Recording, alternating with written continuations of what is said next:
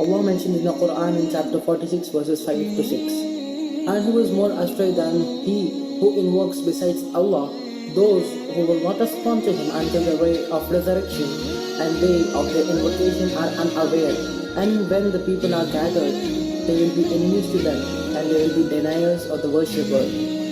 Gone astray are the people who call upon another person other than Allah to help.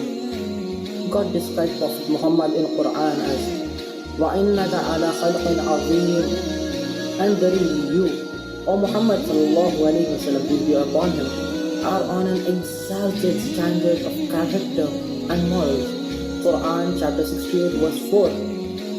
Allah calls upon Muhammad, إِنَّ اللَّهَ وَمَلَائِكَتَهُ يُصَلُّونَ عَلَى النَّبِيِّ يَا أَيُّهَا الَّذِينَ آمَنُوا صَلُّوا عَلَيْهِ وَسَلِّمُوا تَسْلِيمًا. Verily Allah and His angels bless this Prophet. Believers, you also invoke Allah's blessings upon him and salute him with salutation of peace. Allah says in Quran in chapter 33 verse 56. Allah again tells in Quran, إن كنتم تحبون الله فاتبعوني يحببكم الله ويغفر لكم ذنوبكم والله غفور رحيم. Quran chapter 3 verse 31. He says, say, if you love Allah, then follow me. Allah will love you and forgive you for your faults, and Allah is the most forgiving, the most merciful. Allah told Muhammad, فَإِنَّكَ بِأَعْيَانِنَا, for you are under our eyes, under our care and protection. Quran chapter 52 verse 48. Then dear Muslims, should we ask his support and help them? He is a beloved prophet, the most loved and praised by God, isn't he? Let's see what God says in that point. وَإِذَا سَأَلَكَ عِبَادِي عَنِّي فَإِنِّي قَرِيبٌ أُجِيبُ دَعْوَةَ الدَّاعِ إِذَا دَعَانِ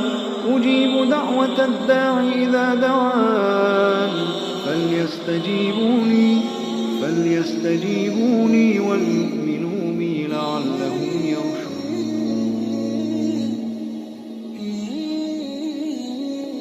And if my servants ask thee about me, I am near, I am respond to the call of him who called.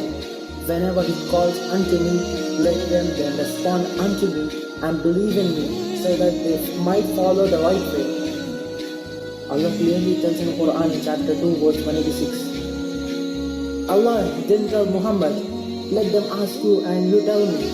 Instead, Allah said in Quran chapter 40 verse 60, فَقَالَ رَبُّكُمْ أَدْعُونِي أَسْتَجِبْ لَكُمْ. And you, God, said, call on me, I will answer you.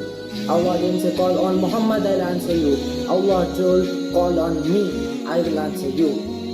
But that's while the Prophet was alive. So it makes even less sense now that he is dead, he will be upon him, right? Then who say you should never call on anyone except God? See it this way. Let's say you work in a great place and you have respectable and trusted people there. So honest, caring and supportive, they are role models for you. Your boss is the most generous and the most loving, and he always welcomes, even encourages you to contact him anytime. You're sure he's fair and patient, and you have never feared to be misunderstood while talking to him. You're really comfortable talking to him about everything, besides he is the one who controls everything. Would you talk to your boss directly, or ask your wonderful caring role models to talk to him for you? Would you beg them to support you and keep saying, please support me, please help me, and ask my boss to give me this or that? Or go to your boss directly? The same way, Imam Ali radiallahu anh, the most righteous, pious, no doubt, is a role model for any Muslim. Still, why would I ask Ali radiallahu anh to support me when I have Ali's God himself to support me, who asks us to call on him and promises us to respond? Allah mentions again in Quran, أَدْعُونِي أَسْتَجِبْ لَكُمْ. When in life God made laws controlling this universe and made us channels and means carrying His gifts, tests to each other, to test us on so many levels. One of those levels with the human be distracted by each other from the giver. Would you forget that what you hold isn't even yours, you're just channels? While in life, it's a test to remember The giver in death were not even distracted. The laws of universe change. It's totally different laws when you what's your excuse to get distracted. So in the verse says, وما أرسلنا من رسول إلا ليطاع بإذن الله ولو أنهم إذ ظلموا أنفسهم جاءوك فاستغفروا الله واستغفر لهم الرسول لوجدوا الله توابا رحيما. It came to you as a sign of respect and obedience as the messenger of Allah, and ask God. And if the Prophet asked God to forgive them, not because they asked him and if he did, it was in particular case where the Prophet was alive. Who from above 7 skies is going to hear your whispers and respond? 2 qualities reserved only for God, Allah subhanahu wa ta'ala. While he's alive, I could ask a kind-hearted human to help rescue me and either thank God or not, according to my house map Mahathis. While the kind-hearted man is in the afterlife outside the universe and its laws, what is it that I need to ask a kind-hearted man instead of asking God, As-Samad As-Sami'a? Then how can a Muslim call upon Ali radiallahu anhu for help? As Laysa Kamasli Shay, nobody and nothing is like anything similar to him. Ali never asked the Prophet after he died for mother. Nor Hussein, nor Hassan or Hussein or anyone lived in their time. Nor did Hassan or Hussein call upon Ali for help even when dying. It's just Ali is surely in a higher rank than any of us. So he's more likely to be responded to be God than any of us. So asking him to help us in front of God is not normal.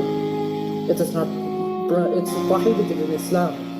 اللهم رغندك ذلك وصبرا على بلائك تسليما لأمرك سبحان ربي على Imam Hussein, even until his last breath in the battle of Karbala, was only grateful to Allah. These were his last words. He said, Allahumma radandika zaika wa sabran ala balaika tasliman li amrika subhana rabbi ala. Even till his last breath, he was only calling upon Allah. Astaghfirullah, brothers and sisters. How can you tell Ya Ali al-Madad, Astaghfirullah, na'udhu billah.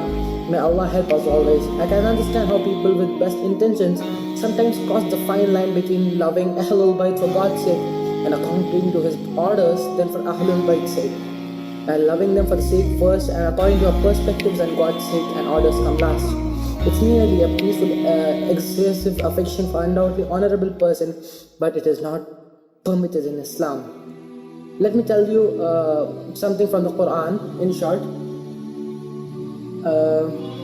In Surah An-Nuh, you better read it full. I'll tell you to tell this to you in short. There were some righteous men. They were very kind, they were support others. They did a lot of good and were loved by the people for the good deeds. When they died, people wanted to honor them, so they built statues for them, and when passing them, they smiled. The next generation bore a letter to the statues. They saw their parents smiling at it. The next generation bore the Lord. Till comes a generation who worshipped them, and all of them had one reason, that is what our parents did. Those were originally believers of God. So Muslims who make a big deal out of a harmless, peaceful, excessive affection is actually fearing the consequences. And there were some excessive practices that people actually put paintings of Ali and did dua to these paintings, which are frowned upon the mainstream of Shia. The thing is, dear brothers and sisters, if you know it was wrong, try to make people understand. What if Allah asked us on the day of judgment that in spite of listening and seeing what was going wrong, why didn't you correct your brother or sister? What shall we answer to Allah? What shall we say Allah on the day of judgment? Think upon it, my dear brothers and sisters.